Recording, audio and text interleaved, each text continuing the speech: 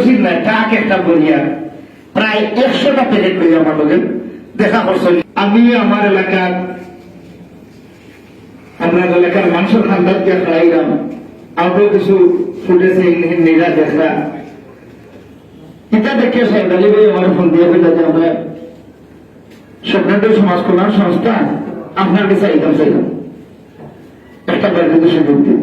আমি তো ওয়েলকাম জানাইলাম যে যেহেতু মানুষ বিপদী আর বেশিরভাগ বন্যাটা টেলিভিশন শুনানো চাইছিল। আমি ভাবছি তারা হয়তো 2-4 জন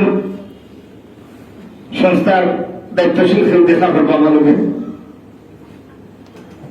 এখন দেখি শুধু দায়িত্বশীল না টাক একটা বলিয়া প্রায় 100টা প্যাকেট লইয়া আমার লোকে দেখা করছে। এখানে ওই লোকে আপনার স্বপ্নান্তর সমাজ কল্যাণ সংস্থা সর্বস্তরের সদস্য সহ, যেহেতু বিষয় না এই সময় কেউ কেউ একটা টাকা পকেট তাকে জান না বন্যা কতদিন থাকবো। খুব কম মানুষের দান শ্রদ্ধা করবে, কারণ এই নিজেও তো বাঁচার একটা পথ রাখতে এই টাইমে স্বপ্নান্তর সমাজ কল্যাণ সংস্থা আমার এলাকাবাসীর খান্দার দিয়ে ফেলাইছেন আমার এলাকা আমায়। আমি এবং আমার এলাকাবাসী আপনাদের কাছে চিরকৃতজ্ঞ চিরদিন। এরপর থেকে প্রতিটা সদস্য লোক আমার এমন একটা মায়া জন্মিল, কারণ যে মানুষগুলো আমার খান্দার পেছনে আমার কাছে লাগছে প্রতিটা মানুষ সামাজিক এবং পরিশ্রমিক।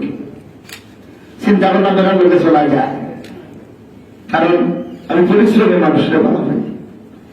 আপনারা জানেন আমি অনেক ইউটিউবে আপনারা পাইছেন এবং ইনস্টাগ্রামে দিয়ে একজন মানুষ। আজকে দেখুন প্রোগ্রাম আমার সৈয়দ সাহেব আলী ভাই, কারণ আমার কাছে রাজের নতুন ওর দেখ একটা অংশ নেন আমি দেখানো মানুষটা খিতা না করতা কিতা না দিয়ে বলতো। যাই হোক সাহেব আলী ভাই দেখানো তো আমরা আপনার হয়তো আপনার অনুষ্ঠান দেখা আমার কাছে চিরকৃতজ্ঞ।